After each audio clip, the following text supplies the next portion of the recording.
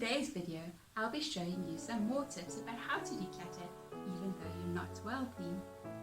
I'm not wealthy enough to just discard everything that I haven't needed within the last year. I will be referring to some of the tips that I mentioned in my last video, so if you want to watch that first, you can just click up here. But I'm sure that you'll be able to follow along even if you haven't watched the first video. What I've learned that if you're not so wealthy, then you need to be more mindful during the decluttering process to make sure that you won't regret decluttering an item later. It'll also mean that decluttering will take a little bit longer. And you'll most probably end up needing to keep far more items than you would have if you were very wealthy. I really love the idea of minimalism, that by having less stuff to manage and organize, that you can better focus on the things that really matter to you. So I would call myself a frugal minimalist. I'm trying to live with less stuff, but I'm also thankful for the things that I already own, and I don't want to buy them again, because that will mean it'll take longer to reach my financial goals. So let us begin. What I've come to realize while decluttering is that often we focus on the things that we can see. We go around decluttering the tables and the surfaces and the kitchen countertops of all the things we see, and we look at them and we put them away, and at the end of the day we say, great, this house looks fantastic, everything has been decluttered. And we don't realize that in 1 or 2 days time, it just looks the same again. We haven't achieved anything. And one of the reasons for that is these things that we leave lying around on the surfaces are not really the problem. These things that are left out are the things that we are using day by day, and that is why they're getting left out, because we use them. The problem is it's not easy to put these things away. If it was easy, we would just go pop them away and it wouldn't be a big task. But because our cupboards and our storage units and shelves are so full of things that we are not using, we are not likely to put these things away as quickly as they should be. So instead of focusing on all the tabletops and surfaces, putting away the things that you do use, rather focus on all the cupboards and the hiding places where you're hiding things that you don't use, so that these things can be put away easily. So when you've made your mind up to declutter and put some time aside to do this, then this is where you should be starting. At all the cupboards and storage places where you hide your stuff away. So usually when you open the doors, the things that are in the front are the things that you use quite often. But this is where the problem lies. These things that get pushed to the back of the cupboard are the things that you're not using every day. And these are the things you need to decide whether it's worthwhile to keep or not.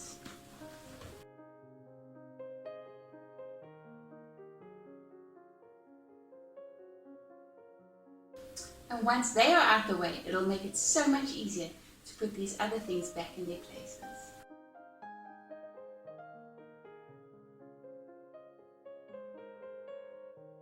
Now these are the things that I need to decide about. Am I going to declutter them, or am I going to hold on to them a little bit longer?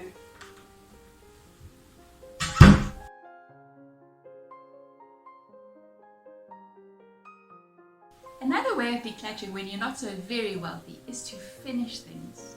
The other day, when I was busy decluttering my cleaning cupboard, I noticed that I had 3 different wood polishers. So instead of putting them back into the cupboard and thinking to myself, I must remember not to buy more wood polishers, I decided to take all 3 out and go around the whole house and clean every bit of wood that I could find. So after that day, my cupboard was decluttered of 3 tins that I no longer had, and every piece of wood furniture in my house had been nicely polished and was shiny and bright. Now I know not to buy a wood polisher without having a specific time to use it. So if I notice something is needing to be polished and I buy a wood polisher, then I polish everything, and then until that whole tin is finished. Another example is coloring in books. Now when I started storing things like with like, I went around the house collecting all different coloring in books. And I found some in bookshelves, some in bags that we use for going out, some in each of the children's rooms, some with our homeschooling stuff. And once I put them all together, there was a huge pile of coloring in books. So for example, when your children get a coloring in book for a birthday, they're so excited about it and they color in 3 pages, but after that they lose interest and then they go on to another book. A half-used coloring in book, you can't really donate to someone else. And you don't really want to throw away a half-used coloring in book. So what I've decided to do is to let each child choose one coloring in book that they are going to finish. And I put all the rest together in a bookshelf. So my 2 younger children have chosen these 2 coloring in books, and all the rest of these coloring books are in the bookshelf. I must admit, next time I let them choose, I'm going to encourage them to rather choose a thin book, because we've been busy with these 2 coloring in books the whole year. I'm a little bit bored of it, and I'm sure they're a little bit bored of them as well. But we're going to persevere, and we are going to finish these 2 coloring in books before they get to choose a next coloring in book.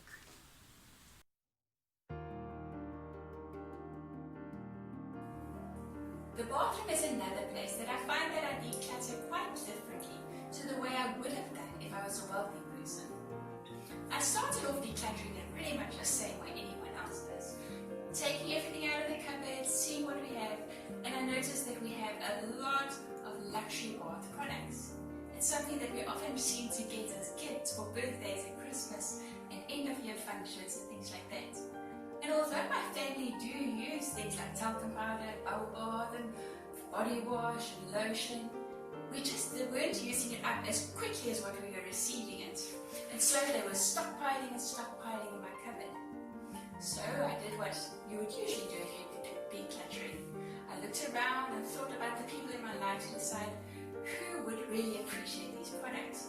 And I decided my mom is someone that loves luxury bath products, and she was very happy to get a whole container full of luxury bath products, and that really helped her and it helped me to declutter my cupboard.